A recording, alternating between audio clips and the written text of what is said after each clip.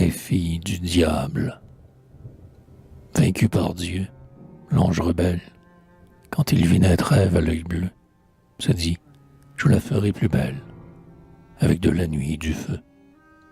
Il prit de l'ombre, une parcelle, il y fit jaillir au milieu tout l'enfer dans une étincelle, et ricana, vainqueur de Dieu. Lors on vit ces brunes étranges, qui, parentes des mauvais anges, ouvrent comme un brasier profond. Sur un front court de pâle ivoire, un ciel tombé qui flambe, au fond, d'une prunelle ardente et noire.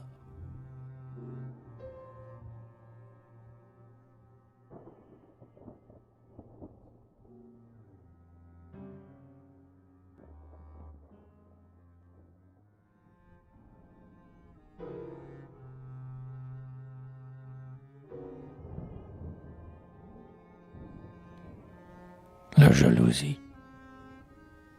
Quand le sort, les chansons distraient, tient la liqueur, désespérément haut, trop haut pour qu'elle attire. Elle ressemble à l'astre où nulle main n'aspire. Le désir n'est qu'un rêve, une vague langueur. Quand le filtre d'amour se rapproche du cœur, un tourment l'envahit. Pas encore le pire, car la tentation n'en fait pas un martyr, avant que le refus ait dressé sa rigueur. On peut patienter, apprendre la constance, du breuvage déjà jouir même à distance. L'image qu'on en forme en a l'arôme frais. Mais qu'un rival heureux se délecte à sa guise, de ce nectar qu'on sent l'infini, tout près, l'affreux dard de la soif comme un poignard s'aiguise.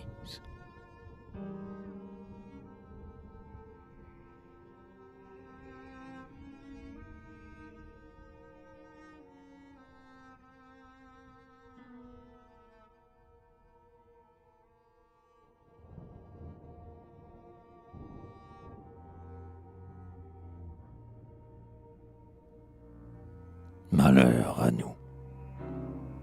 Mystérieux, l'œil noir ressemble aux nuits profondes, dont le charme sacré fait plier les genoux. Et, pareil au matin, l'œil bleu tendre des blondes, par sa caresse épanche un paradis en nous. Mais, comme on voit décroître et changer d'apparence, les nuits de velours sombres et les matins soyeux, ainsi Marie se mue en froide indifférence, le fascinant appel émané des beaux yeux. Sur les lèvres en fleurs voltige le caprice. Il offre leur sourire au baiser imprudent, comme un zéphyr d'avril dont l'aile tentatrice ouvre la rose et l'offre au moucheron ardent. Mais, comme le zéphyr du revers de son aile, fermant le frais calice, à leur soif le soustrait. Le caprice nous leurre et la bouche infidèle se dérobe à l'amour qui s'y désaltérait. Malheur à nous, malheur, si nous ne pouvons vivre sans ce regard trop cher et ce baiser de miel, ce double filtre au cœur qu'un moment il enivre, n'apporte qu'un enfer sous le masque d'un ciel.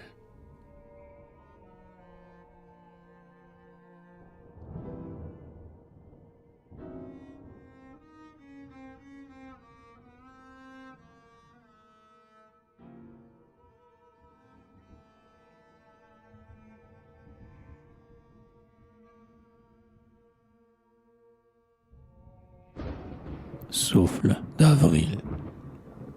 Quand de tes blonds cheveux une boucle frissonne et chatouille soudain la neige de ton cou, tu retournes la tête et, ne voyant personne, tu dis, c'est un zéphyr venu je ne sais d'où. Quand la rose d'avril à ton corset posé, laissant choir un pétale en effleure ta main, sans deviner comment la chute en fut causée, tu dis, c'est le zéphyr, et tu suis ton chemin. Non, ce furtif soupir dont frémissent tes tresses, ce timide baiser d'une fleur à tes doigts, c'est l'amour qui s'essaye aux premières caresses. C'est à son aile errante, enfant, que tu les dois.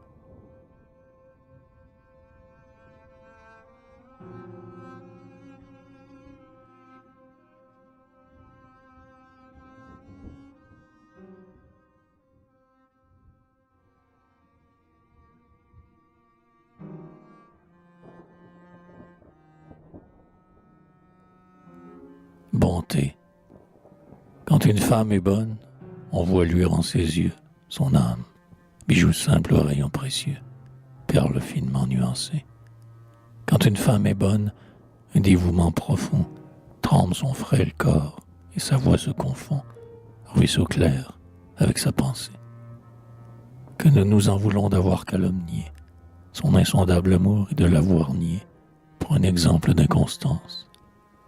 Comme nous condamnons nos jugements ingrats, et comme avec respect nous pleurons dans ses bras, de tendresse et de repentance.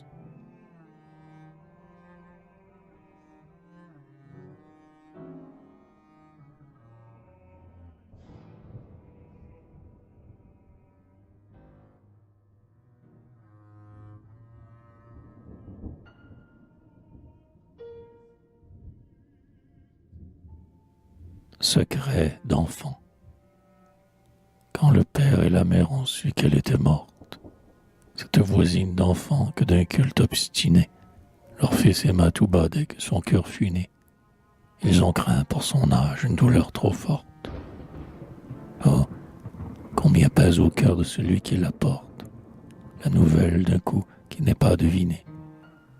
Le père hésitait, fixe et le front incliné, dans cette morne angoisse où la parole avorte.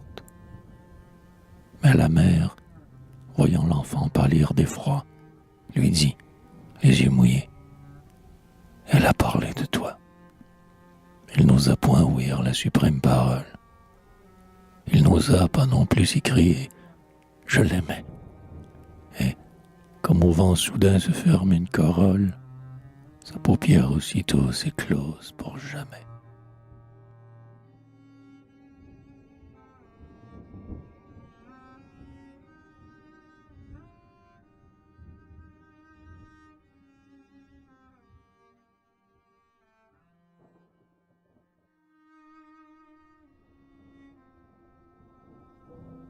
La violette. Violette des bois, ô vivante améthyste, qui fête sans éclat le printanier réveil, mais sait rendre en parfum ses baisers au soleil, fleur dont la grâce tendre et douce à l'âme triste, fleur du soupir timide et du tremblant aveu, qui doit être cherchée et par les yeux conquise, des secrets ombrageux la confidente exquise, fleur d'espoir, de pardon, de rappel et d'adieu. Ta nuance en douceur égale ton arôme, et mêle sans offense au deuil un peu d'azur.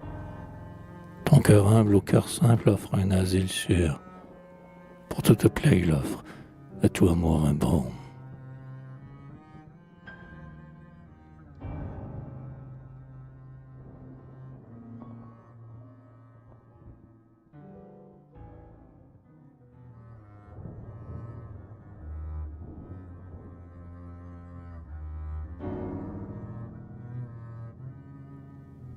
La Vénus de Milo.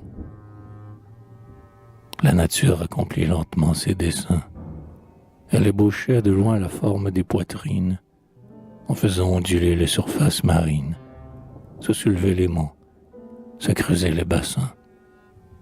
Elle apprêtait au cœur leurs suaves coussins, encourbant les profils enchanteurs des collines. Qui sait après combien d'esquisses féminines, autant des premiers lys, elle moula les seins. Et de ces longs essais, le dernier n'est pas Ève. Son chef-d'œuvre tendu d'âge en âge s'achève, et la beauté, de femme en femme, éclot toujours. Jusqu'au type suprême où l'art triomphe et trace d'un corps humain parfait les surhumains contours, et ce modèle, aux graisses, est la fleur de ta race.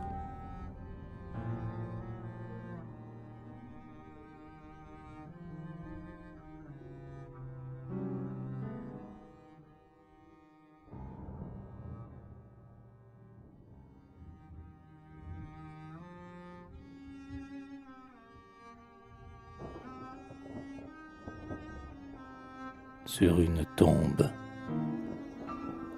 J'entends toujours monter de cette affreuse tombe le son lugubre et sourd de la terre qui tombe et croule sur ce jeune corps Ce son n'est plus voulu sortir de mon oreille. Il me poursuit le jour, la nuit il me réveille. Il m'obsède comme un remords. Je crois toujours ouïr la morte solitaire qui, sentant croître l'ombre et s'amasser la terre, les conjure d'attendre un peu. Près de s'évanouir si douce est la lumière, mais la nuit et le sable ont chargé sa paupière. Au soleil, elle a dit adieu. Elle écoute, elle entend s'éloigner sa famille. Il rentre au foyer, tes frères, pauvre fille, va seule dans l'éternité, toute seule aux terreurs, au spectacle qui navre, dans l'âme la torture et dans l'œil du cadavre, le sommeil vide et limité. Car ces êtres jumeaux n'ont plus même fortune, leur rend paisiblement la source commune les éléments qu'il avait pris. L'autre dans l'infini s'épouvante et frissonne, et, veuve du regard, ne reconnaît personne au vague empire des esprits. Qui donc souhaite à l'âme une essence immortelle, devant l'horizon noir que la funèbre pelle ouvre au songe sous le gazon? C'est plutôt le néant 100 fois que je préfère, à moins que l'enfant mort puisse oublier sa mère, et la verdure et la maison.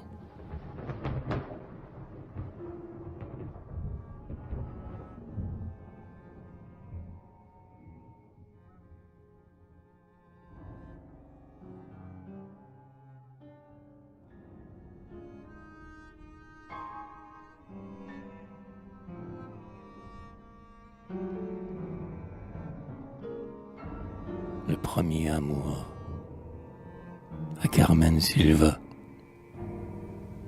Comme un verre intact avant l'heure où le remplira les chansons, au plus léger coup qui l'effleure vibre d'un sonore frisson. Mais pour la fugitive atteinte n'a plus de soupir cristallin, et ne tressaille ni ne teinte, sans aucun heurt dès qu'il est plein. Le jeune cœur, vivant calice, frémit plaintif au moindre appel, avant que l'amour le remplisse de son généreux hydromel. Mais quand cette chanson céleste, là, soudain, comblée jusqu'au bord, plus rien n'y bat pour tout le reste, silencieux, il paraît mort. C'est qu'il peut dédaigner la terre, il aime, le ciel est entré dans sa profondeur solitaire, il est immuable et sacré.